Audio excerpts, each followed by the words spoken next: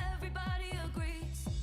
I'll stare directly at the sun, but never in the mirror. It must be exhausting, always rooting for the anti-hero. It's me, hi. It's me, hi. Sometimes I feel like everybody is a sexy baby, and I'm a monster on the hill. Too big to hang out, slowly lurching toward your favorite city. Pierced through the heart, but never killed. Did you hear my covert narcissism? Like disguises altruism, like some kind of congressman. I wake up screaming from dreaming. One day I'll watch as you're leaving, and life will lose all its meaning. It's me, hi. I'm the problem, it's me. At tea time, everybody agrees. I'll stare directly at the sun, but never in the mirror. It must be exhausting, always rooting for the anti-hero. It's me, hi. It's me, hi.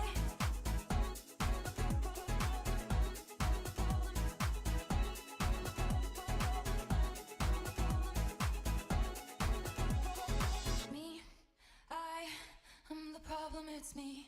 It's me, I'm the problem, it's me. Hi. Everybody agrees, everybody agrees. It's me, hi. I'm the problem, it's me. At tea time, everybody agrees. I'll stare directly at the sun, but never in the mirror. It must be exhausting, always rooting for the anti-hero. It's me, hi.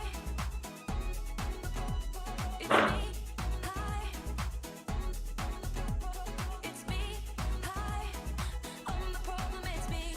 At tea time, everybody agrees.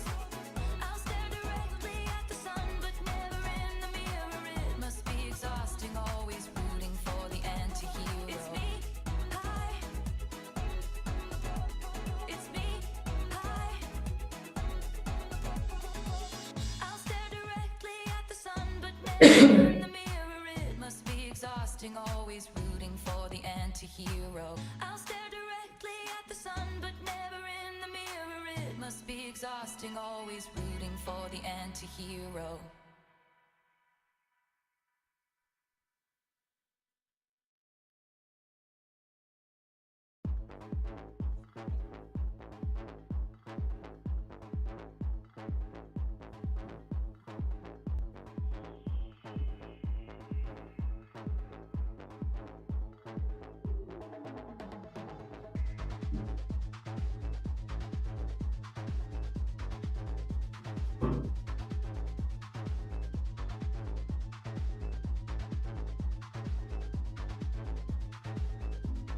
ارتاح وانساني وانت ولا على بالي. ارتاح وانساني وانت ولا على بالي. تمشي وترجعلي وما بتداري. تمشي وترجعلي وما بتداري.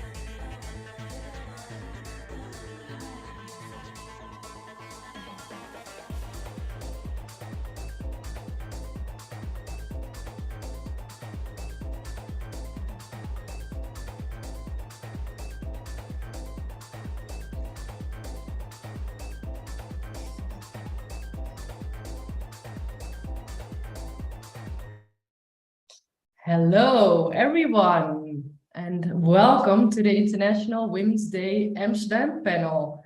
My name is Jeanette, and I'm the Managing Director at DEPT in the Netherlands. And today I will be hosting this panel. So first, let me introduce to you the wonderful speakers of today, Jacqueline Post and Lisa Masterbroek. Jacqueline is the Chief Digital Officer at Maandag, a company that connects people to work they are excited about and stay excited about. Jacqueline has been working in tech since she was 17 years old, when she started as an assistant at a tech company. And back in the days, I guess that was quite unique if you ask me. So welcome, Jacqueline. It's super nice to have you here. Thank you. And Lisa is our head of strategy at DEPT, where she is responsible for our team of strategists and works with brands, including Maandag, to define their digital strategy.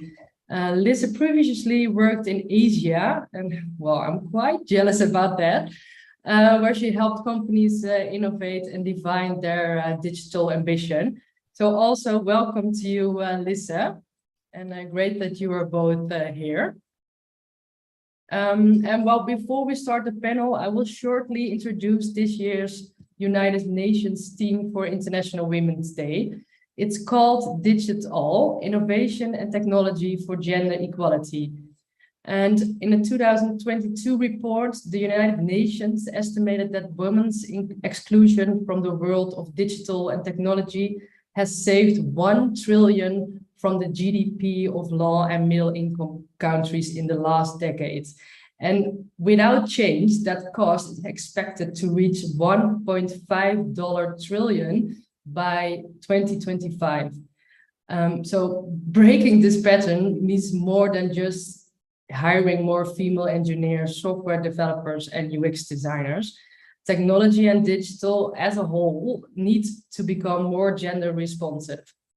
And at DEPT, we strongly believe technology's latest innovations can be used to advance gender equality. Machine learning can crack down online harassment. Connectivity can make education more inclusive. AI can help eliminate the gender pay gap. And well, I guess that's just the tip of the iceberg. And to celebrate the achievements of women already working to realize the digital future and raise awareness of the ongoing struggle for gender equality, today we are hosting 4 International Women's Day events around the globe. Buenos Aires, New York, Melbourne, and this panel in Amsterdam today.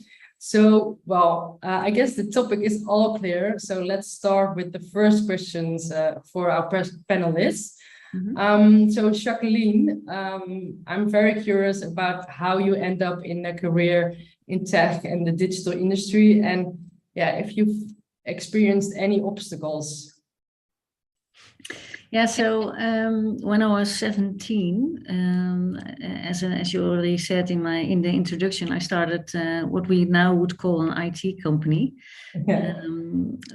To remind you, it was in the 80s, so there was a lot of work to do. So we basically had to focus to help companies to automate their office. They were even using typewriters, so that's my time. Yeah. So I started there at 17, and yeah, due to my curiosity, I was very interested in all that still could happen with everything, with all these computers and stuff like that. So I first started in marketing, and but yeah, that curiosity on the digital part of everything what was happening. So I stayed with the digital part of everything, all services. And so for me, it happened very fluently. So Yeah. I must say I didn't feel any obstacles. I was just, I guess, at the right time, very curious about it. Oh, that's great to hear. And Lisa, also curious to hear how you end up in the in tech and digital industry. Yeah, great. Thanks, Jeanette. So I actually have a background in psychology, and so I probably didn't have like the standard tech routes to get to where I am now. But in my first role in advertising, I already noticed that I really loved all the tech solutions, but because I didn't really have the expertise, I wasn't really sort of put in such a role.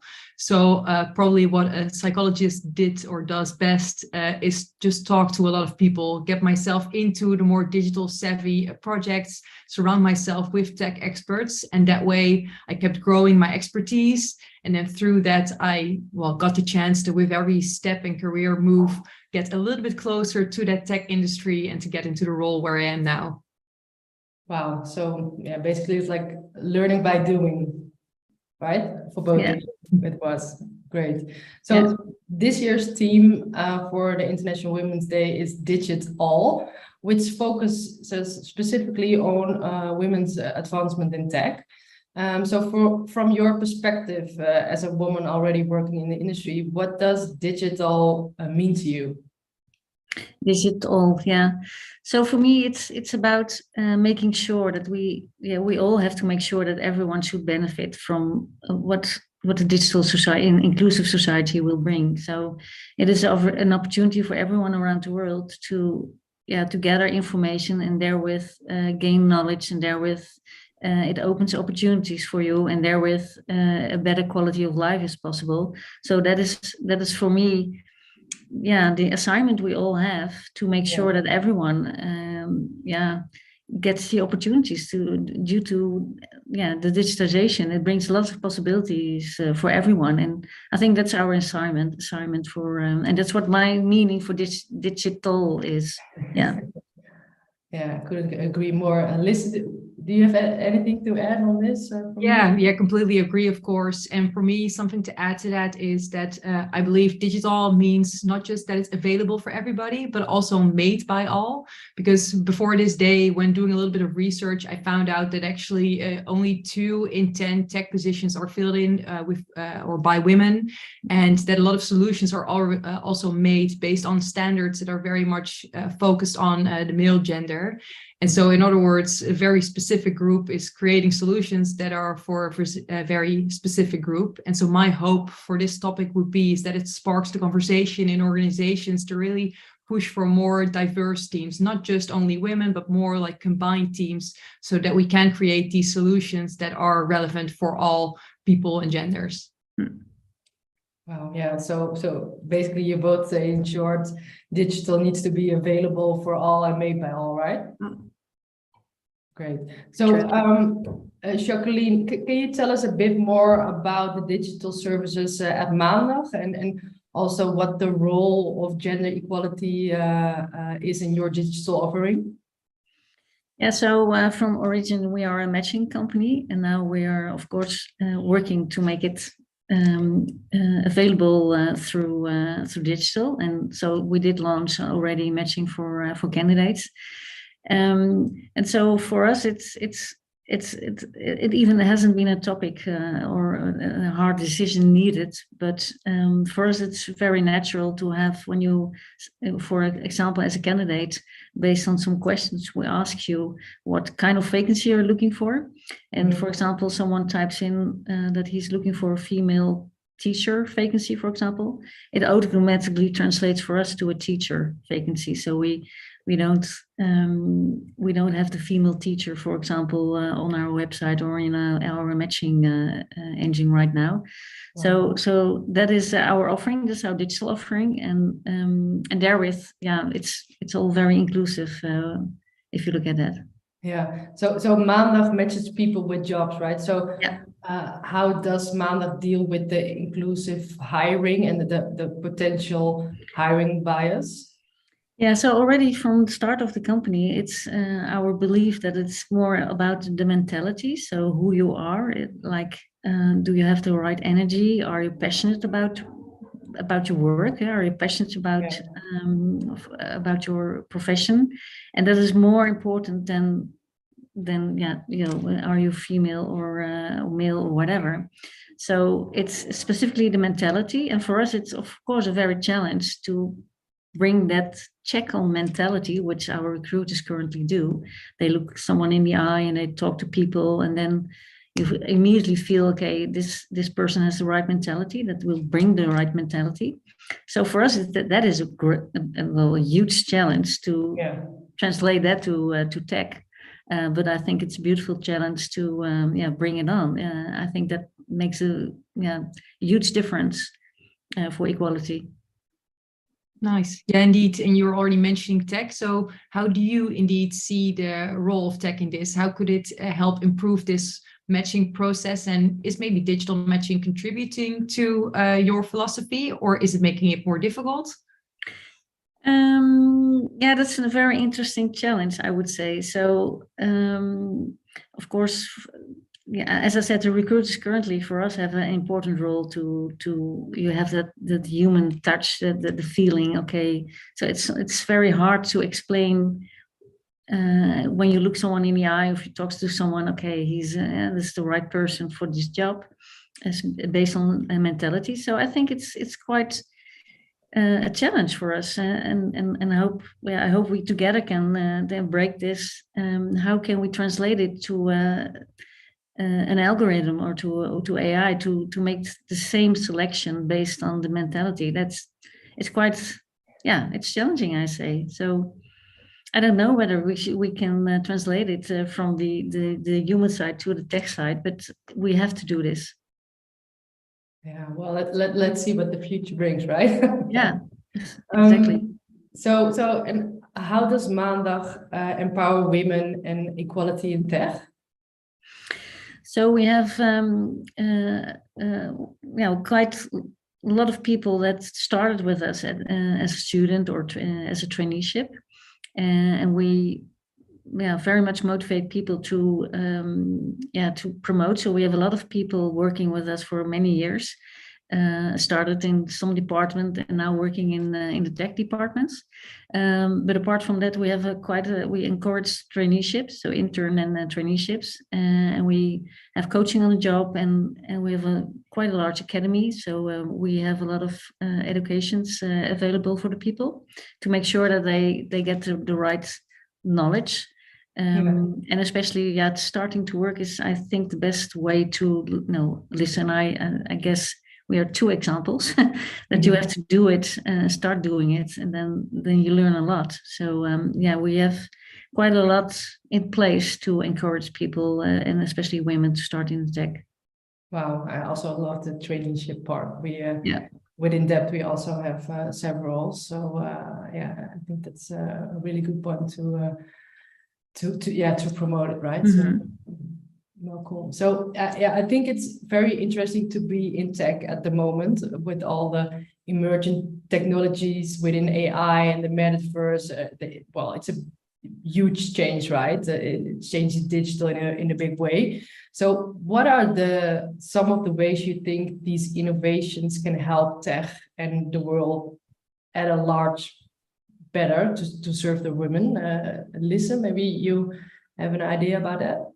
Yeah, sure. So maybe in relation to the services of Maandag, I think we already also discussed with Maandag, like the possibilities of, for example, using AI in matching. And what you see nowadays is that there are all these startups popping up that are indeed using AI to really promote an equal hiring process. One thing by speeding it up, but also by filtering profiles without bias. Or, for example, what Disney is doing is they are using AI to go through their processes to track bias and make sure they filter it out. But at the same time, we also see that there are some critics about this, right? That it's not always or inclusive, or that's very much set up from a male perspective. And I do think for us, that's a really nice challenge to take on, like everybody here in tech or related to tech, to really challenge and optimize these technologies so that we can then together in the future optimally use them. Mm-hmm. And I guess talking to, both Maandag and to DEPT, we're all very happy to take on that challenge and make sure that it does contribute to all. Maybe a question for you, Jeanette, as well. As a leader, what are some of the clear-cut actionable strategies that you feel like employers or employees could take in order to create more opportunities for women and to make sure they get a bigger role within the business? I also see a question in the chat, and it also answered the question in the chat, I guess. So firstly, I really believe in role models. So research shows that if you see other like-minded people achieving something, you believe that it's possible for you, right, as well. So therefore, I think it's really important that companies ensure the right role models are in place.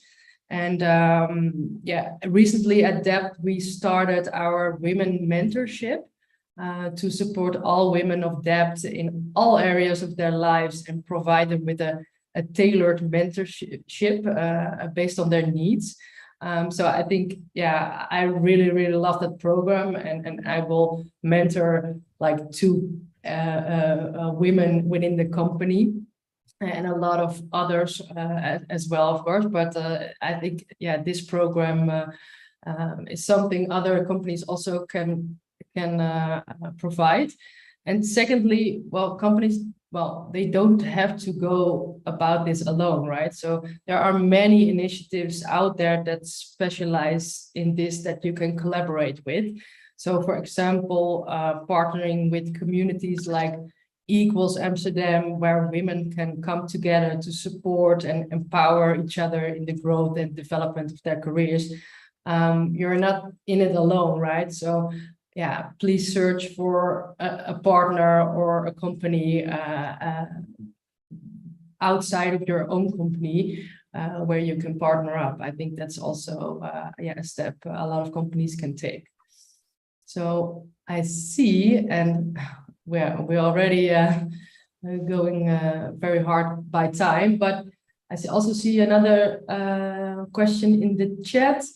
I guess I already answered the first one from Morgan, but also what women have inspired you most in your careers? That's a great question, I guess. So maybe Jacqueline, you can answer that at first. I think maybe surprising, maybe not surprising. I guess it's my mother who inspired me most. So again, I was 17 when I started. It was in the 80s. But my mother was very much together with my sister. She focused us on make sure you are independent. Stay independent. So you have to take your responsibility. If you want something, you have to take your own responsibility, and everything is possible. So that was for me always very inspiring, because it is still what I believe and what I try to help my teammates with. It's everything is possible. Yeah. And I agree with you, what you just said, Jeanette. You have to make sure that you don't have to do it alone. So you have to look for people who can help you. So who's your network? It can be friends, it can be someone at work, it can be someone outside your offices, but you don't have to do it alone, but you have to believe in yourself at first and then look for the right people that can help you. And everyone will help you. You have to just ask for help and they will help you, that's for sure. Yeah, I think that I could agree. Ask for help, yeah, I think it's a really nice one. And Lisa, what women have inspired you? So thinking about it, I think mainly in my first job and of course in the other roles that I had as well, I was really surrounded by a couple of strong women. And what I liked that it was very much of a masculine culture in the agency that I was at. But there were these women that didn't really submit to that, but really kept strong to their own personality, to also the soft skills that they really believed in and used that to thrive. So they weren't afraid to be themselves. And I think that's something that I really take away, that even though maybe in some companies there is a larger majority of men or specific genders, but if you can stay to your own true beliefs, they will also sort of show it to other people and inspire people like myself to also stay strong and stick to what you believe in. Yeah. Wow. True. Absolutely. So the other question in the chat, so please everybody feel free to add questions in the chat for us. Please do so. I see a lot of tech companies claim that don't hire more diversely because more applications are coming from men. How do we encourage these companies to create more inclusive recruitment environments to attract and keep more diverse talent and feel applicants feel safe? Yeah. Wow. Yeah, a lot of questions in one question. Yeah. Let me rephrase. Yeah, so maybe if I can start on that, I think this is a super relevant question nowadays, but also a difficult one, right? At least myself, I don't really have a clear answer, but what I do see is on the one hand, you really want to promote it and sometimes even say, well, we need a minimum of so many women or like different types of genders in your team. But on the other hand, you also don't want to positively bias too much, because you want also those people to feel like there's an equal chance for all and that not then another gender is getting lesser chances than before. So I think within each company, like a good starting point is to already have that conversation, like how are we hiring and are we seeing that balance? Is there well, something that we could improve to at least sort of balance it out in a better way for now? Jacqueline, I'm not sure if you see this also in your company happening or... Yeah, I think what I would like to add is I think it's what you see more and more happening is that I would say the hiring team, that they should be, reflect the diversity as well. So if you are looking for a position, are there both a man and a woman doing the interviews, for example? So both, it's very important to women ask different questions from a man would do. So that will help to support another way of hiring and look for other opportunities for people that are applying for a job. Good one. Let me see. How do you deal with the fact that in some countries, like Switzerland, it's very costly for women to go back to work because of the law of infrastructure? Yeah, I guess that's a very country specific issue, I would say.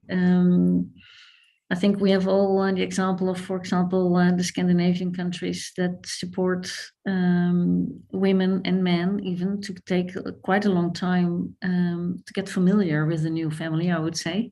And then the company is introducing you back to the company. By the way, recently we introduced quite similar, something simpler, but better, recently in the Netherlands.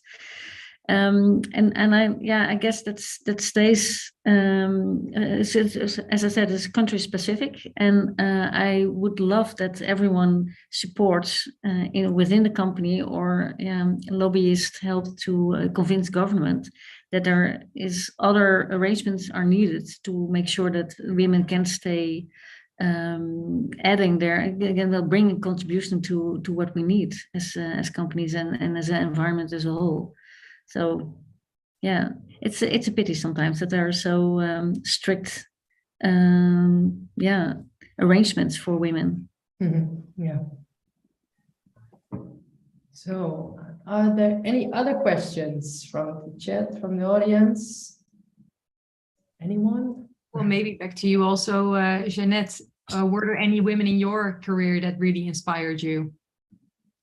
Well, yeah, it's a bit, well, not the same as Jacqueline, but my grandma, she had her own company, and well, that was back in the days also quite unique, and the whole family was working in the company. So basically, when I grew up, yeah, I already started working before I could, yeah, well, when I was pretty young, and what she learned me is that to have really have fun during the work, right? So and that well, that you don't know, also do not see it as work, right? So and that you get energy from it, and well, that was what she what I saw from her and what she loved, and that it doesn't cost her a lot of energy. So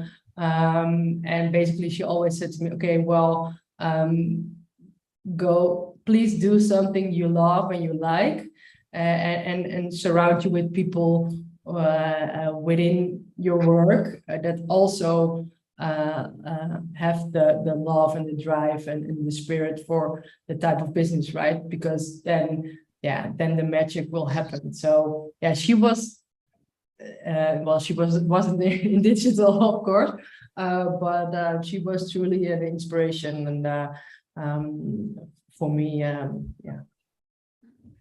Nice. So which KPIs does DEPT track when it comes to gender equality? Do we have reports that show any kind of improvement of development? Yeah, that's a good question. And we do track these KPIs, but I do not know if we have a report which we could share. And if it's, yeah, I do not know that exactly, but I will come back to you after the panel, absolutely. So what is a thing you'd say to you younger self? Wow, that's a good one. Jacqueline. Well,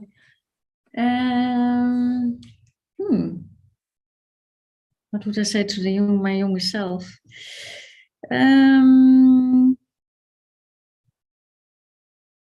Yeah, well, I think looking back, I think I made the right decisions, and I would say to my younger self, and now I would repeat to the younger self, stay strong to your own beliefs, and that is, I think the major, not a good word, but I think you should always be aware that you don't change yourself too much to make sure you fit within a certain group. You know what I mean? Sometimes you see women trying to change themselves to fit better into a more masculine group. You shouldn't do that. Always stay true to yourself. That's very important. So I would say that to me. Yeah, I would say that to my younger self. And if I look back, I can say that it's for sure I did that. Yeah, I stayed strong to myself and believed in myself. Yeah. And listen, and Jeanette, what's your answer to this? Jeanette, you want to go first? Well, yeah, mine is you can make mistakes, right? So yeah, if you make a fuck up or whatever, yeah, you can, it isn't a real issue, right? So I guess, well, that's a personal thing. I always want to be like perfect, right, in everything. And yeah, I think when I look at the last couple of years, yeah, you can make mistakes and it doesn't have to be perfect. You learn from your mistakes and from all the challenges you are facing, right? So don't be too harsh for yourself and just try and make mistakes and then you will learn and grow, right? Yeah. Nice.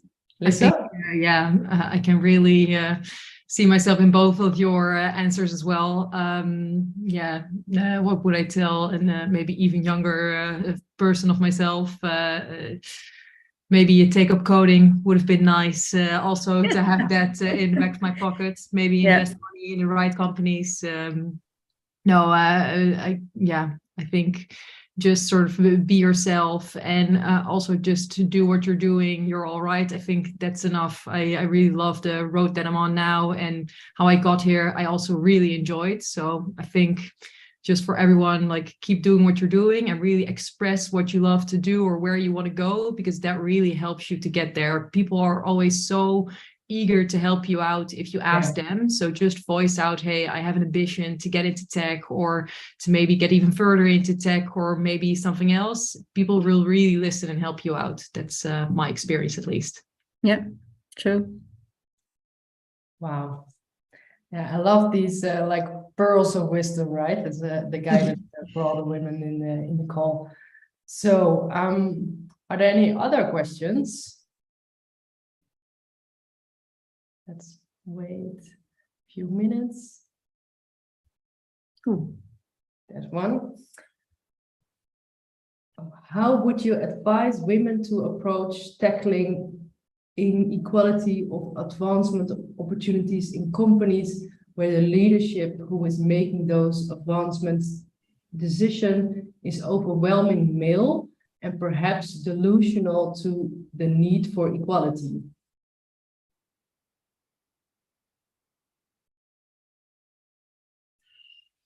Yeah, so I think the main difference between women and men is that we always want to make 1,000% sure we are fit for the next step and that we know everything. And so that's one thing that we can learn from men. That sometimes you can be a bit bolder, like, okay, I can do this job, or maybe I don't know everything yet, but I'm sure I can learn it. Another important thing is what we also can learn from men is that you should always have your internal network, and that will help to convince leadership that there are other people that could be into another advancement. So that is it's very important. I guess it's always women against. Sometimes it tends to be women against male, but we can learn a lot from the men. So as I said earlier, so ask for help and learn from people.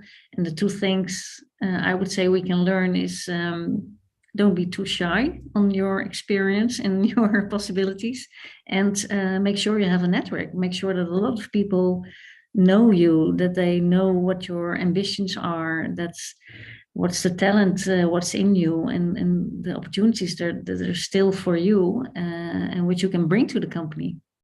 And therefore, more people will see you and will think about you when there is an opportunity coming up. Lisa, anything to add? No, I agree. And I see within this question as well, like, how do you approach decision making, which is very much like happening top down instead of bottom up.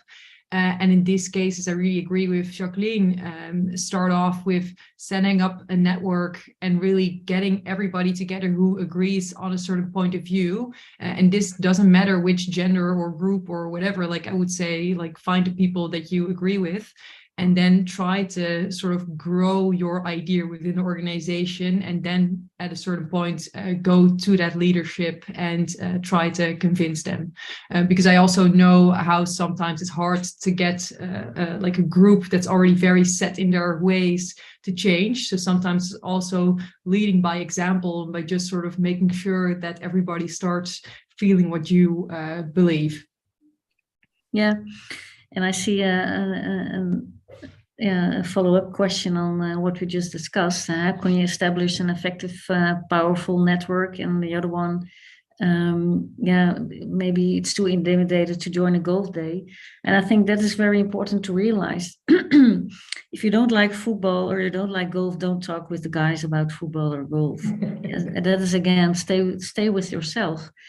And the network doesn't appear only during football or during golf. It's going on, 5 times or 7 days a week, 24/7 within the company as well. And you don't have to go directly to the end boss, to the global CEO, or whoever. You start your network close to you, and then it grows and it grows and it grows, and then your positioning within this network will move towards the top as well. And it doesn't happen overnight. It's hard work to have a network and to stay supportive within the network. And again, don't go to football or don't talk about football if you don't like football. I guess that's really good advice, Jacqueline. And also, I've heard a lot of pearls of wisdom already. We're already at the end of our panel. So I would like to give a heartfelt thanks to both of you for joining us today. We are truly excited to see more women working side by side with men as engineers, UI and UXers, design Web3 and AI in the future. It's an opportunity for us here at DEPT to see more empowerment in this field, and I'm confident that we will see more women filling in these roles in the area of the next 12 months. So thank you for being here. Thank you for all the joiners, and recording will be shared with you after the session. And last but not least, have a great Women's Day, all. Yes, sure. So thank you. Thank you. Thank you. Happy Women's Bye. Day. Thanks, bye. Bye.